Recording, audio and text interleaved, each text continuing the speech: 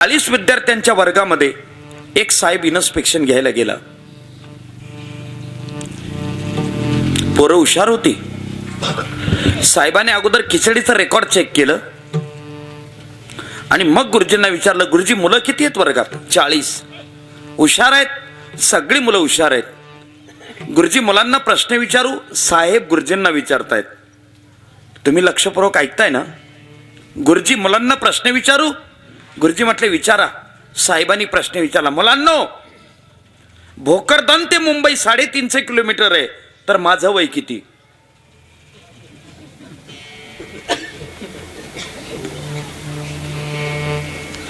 थोडस इकडे सारखं बाबा, तुम्ही इकडे बघा माझ्याकडे. गप्पा मारायला कशा पुढे होत्या, इकडे बघा. भोकरदन ते मुंबई 350 किलोमीटर आहे, तर माझं वय किती?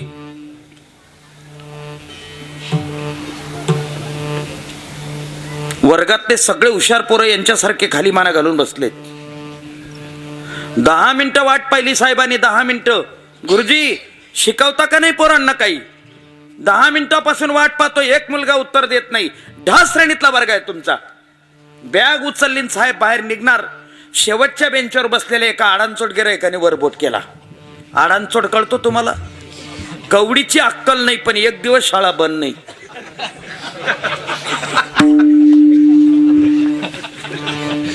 त्या आडांचोटने जसा वरती बोट केला तसं गुरुजी त्याच्या डोळ्यात आणायला लागलेत. साहेबांचं लक्ष गेलं. 40 मुलांमध्ये एकच मुलगा उत्तर देतो, तरी गुरुजी डोळे ताणतायत. साहेब गुरुजीकडेच फिरलेत. गुरुजी 40 मुलांमध्ये एकच मुलगा उत्तर देण्यासाठी वर बोट करतोय, तरी डोळे ताणतात. गुरुजींनी मान खाली घेतली. गुरुजी मनातल्या मनात म्हणतो, साहेब त्याचं उत्तर नका ऐकू तुम्ही. त्याने असे बरेच साहेब रवाना करून दिले. माझ्यासारखे 3 मास्तर मरून गेले, तरी तो अजून 4थी सोडत नाही. शांत बसा गुरुजी, देऊ द्या त्याला उत्तर. उभा राह रे. नाव काय? दगड्या. नाव सुद्धा नीट सांगत नाही. प्रश्न कळला? नवीन सांगा साहेब. भोकरदन ते मुंबई 350 किलोमीटर आहे, तर माझं वय किती? साहेब तुमचं वय 44 वर्ष. योगायोग साहेबांचं वय बरोबर 44. योगायोग म्हटलं. इतका आनंद झाला. वा वा वा वा, दगडू काय हुशार आहे रे. कोणती कसोटी वापरली? भूमितीशास्त्रामध्ये कसोट्या आहेत. ए माऊली, भूमितीशास्त्रामध्ये कसोट्या आहेत. बोल. बाकोबा, कोबाको, बाबाबा, को 7वी 8वी 9वीच्या मुली लक्ष द्या. बाजू कोण बाजू, कोण बाजू, बाजू बाजू बाजू बाजू, कोण कोण कोण. याच्यातून क्षेत्रफळ काढता येतं, त्रिज्या काढता येते, व्यास काढता येतो, अंतर काढता येतं. तो कोणती कसोटी वापरली? दगड्या म्हणे साहेब कसोटी बिसोटी काहीच नाही आपल्याकडे. मग मी एक अंदाज केला. अंदाज म्हणजे काय?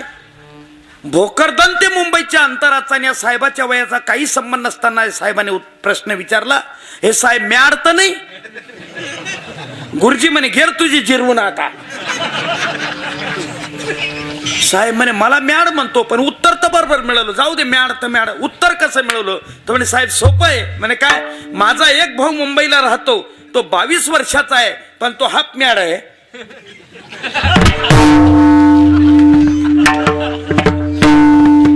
मी असा अंदाज केला, तो हाफ मॅडचा 22 वर्षाचा, तर फुल मॅड 44 वर्षाचा असला पाहिजे. याला म्हणतात अनुमान प्रमाण.